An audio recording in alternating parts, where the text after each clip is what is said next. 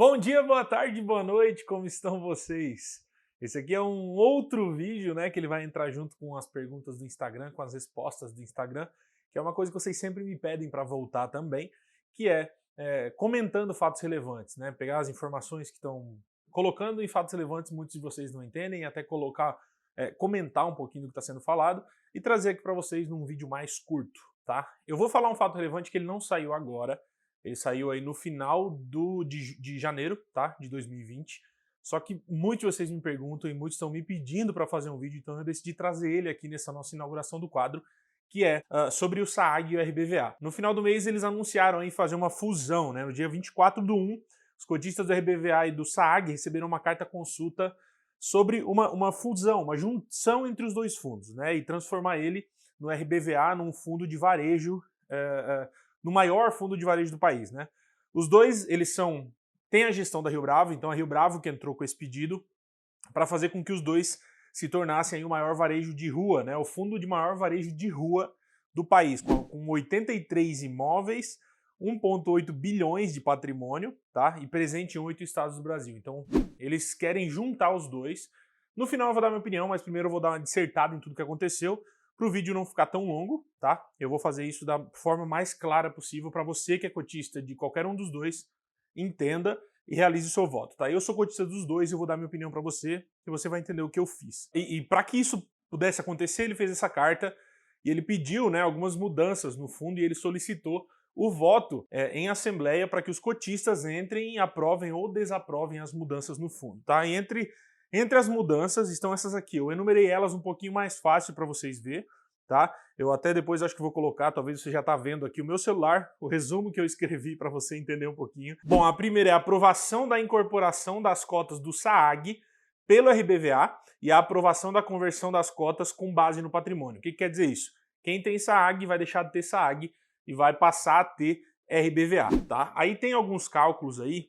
Por quê? Porque não vai ser 1 para 1, ou seja, se você tem um SAAG, você não vai ter um RBVA, né? É 0,88, se eu não me engano, a fração ideal. Então, se você tem 2, você vai ter direito a 1, e essa sobra vai ser leiloada, tá? Numa data específica que o fundo vai escolher, e você vai receber o valor em dinheiro referente a esse pedaço dessa cota de RBVA que você vai ter, fechou? Então isso acontece, isso é bem normal, não vai dar treta nenhuma, mas é assim que vai acontecer. Então se você tem uma certa quantia de SAAG, ela vai se transformar numa quantia de RBVA e a sobra vai a leilão junto com outras cotas. Isso aconteceu até com a BCP um tempo atrás. A outra mudança é a aprovação do aumento da taxa de gestão do novo fundo, tá? O RBVA, desde que mudou para gestão ativa, não tinha alterado a sua taxa e esse pedido de um aumento era bem esperado. Isso aí já era bem esperado, quem já tem um pouquinho da noção das taxas sabe que o RBVA estava com uma taxa de gestão passiva, que é bem menos, né? Porque o trabalho é bem menos. Uma gestão ativa geralmente tem bem mais. Eles até colocaram lá no documento deles um resumo mostrando para vocês que os outros pares, né, próximos do que o fundo vai se tornar, cobram bem mais ainda do que ele vai cobrar. O VISC, por exemplo, cobra 1,35 do valor do fundo, o XPML cobra 0,95 mais performance,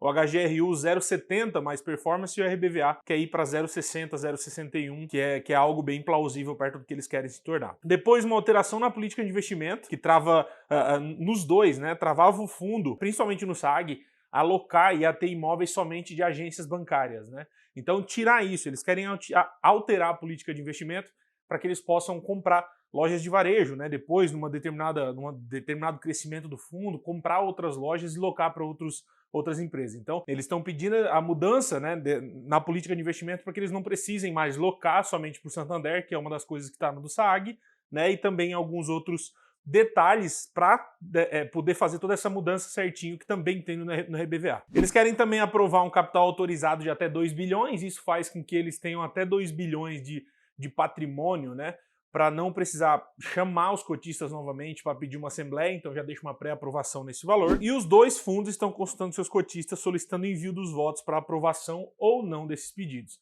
Então, se você é cotista de qualquer um dos dois, eu aconselho você a enviar, tá? Como eu fiz, fiz nos dois fundos, enviar o seu voto, entra lá no documento, até vou deixar o link aqui para vocês, tanto do SAG quanto do RBVA, você vai pegar, vai só trocar ali a data, seu nome, seus dados, você vai imprimir, assinar, vai escanear ou mandar por carta lá para Rio Bravo, tem o e-mail deles também lá no documento, é bem simples, você vai botar aprovar ou não aprovar em cada situação dessa que eu li para você, e você vai mandar lá para eles para o seu voto pontuar. Então você não vai precisar ir na Assembleia, participar da Assembleia para o seu voto valer, tá? Então faça o seu voto, mesmo que você não apoie, faça aí o seu voto. Então agora a minha opinião. Eu votei a favor para tudo nos dois fundos. O que eu penso? Loja de varejo, eu acho que falta no Brasil um fundo de varejo, né? Nós temos o HGRU, que passou a ser agora um fundo de varejo bem grande, e eu acho que no Brasil tem um mercado para isso, né? Nós temos muitas lojas grandes de varejo, muitas lojas de calçada muito grandes, e eu acredito que nós temos potencial para crescer nesse segmento, né? Um segmento que, pô, é antigo, mas no Brasil ainda não tinha um fundo grande. O outro lado positivo é a Rio Bravo. A Rio Bravo, para mim, é uma das melhores gestoras, eles têm feito um trabalho excepcional, pelo menos por enquanto, no RBVA, né, desde que eles assumiram, aí já faz um tempinho, mas eles têm feito um trabalho muito legal, né, e outros fundos aí antigos que eles também fazem a gestão, como o ABCP, SHPH, outros fundos assim bem conhecidos. Então eu acho que a gente aprovando isso faz com que o fundo se empolgue, né, e a gente mostra que a gente quer eles ali. Eu acho que se eles não ganhar esse lado, né, existe uma chance bem grande até dos cotistas terem que ir atrás de uma outra gestora. Isso é só especulação minha, mas eu acho que eles não iriam ficar com uma gestão ativa, tá, ganhando o que uma gestão passiva ganha, enquanto outros fundos bem grandes estão ganhando 2 vezes, 3 vezes mais do que eles podem ganhar. Tá? Então é só o meu adendo. E a questão do SAAG, ele é o único fundo que eu ainda tenho de banco, né, de agências bancárias, porque eu já sabia que a Rio Bravo não ia deixar isso passar, ela ia fazer alguma coisa como ela já tinha feito com a RBVA. Né? Então eu acho que essa união faz com que o fundo, faz com que a gestora trabalhe muito bem para um fundo só e execute uma tarefa boa para um fundo só, tá? Senão vai acabar que o próprio SAG eu acho que vai ser largado na sarjeta se não for aprovado e eles vão focar um pouco mais no RBVA, até porque o RBVA já é gestão ativa e eles já estão conseguindo crescer o RBVA e o SAG vai ficar se acabando. Então eu acho que essa é a hora de juntar, unir forças os dois, fazer essa fusão e a gente ter um fundo bem grande. E eu vou votar a favor por tudo, para que seja aprovado tudo, porque eu acho que foram bem plausíveis as opções colocadas para os cotistas. Tem gente que falou da taxa, aumentar a taxa, quer ganhar mais. Pô, todo mundo quer ganhar mais. Não é uma coisa que quem já me viu falar, pô, eu sempre falo de taxa de gestão, é normal eles querem receber mais, a gente também sempre quer receber mais. Então é bem normal, tá? Enquanto outros fundos de gestão ativa estão cobrando mais, eles também querem cobrar mais, porque eles estão ganhando como fundos de gestão passiva, por exemplo. Eles ganham basicamente o mesmo que o ABCP cobra, tá? Então é bem normal esse aumento e eu apoio aí essa migração, essa fusão entre os dois fundos. Essa é a minha opinião. Eu quero saber de você, comenta aí embaixo qual é a sua opinião. Eu espero que você tenha gostado do vídeo aí de comentando fatos relevantes. Esse fato era um pouco mais longo, então para o vídeo não ser tão longo, eu decidi fazer só ele, mas nos próximos eu quero comentar 2, 3 fatos igual eu faço no Instagram. Fechou? Deixa seu like, comenta aí, deixa a sua ajuda aqui pra gente, que isso ajuda muito o canal a crescer. Um abração, a gente se vê nos próximos vídeos e até mais.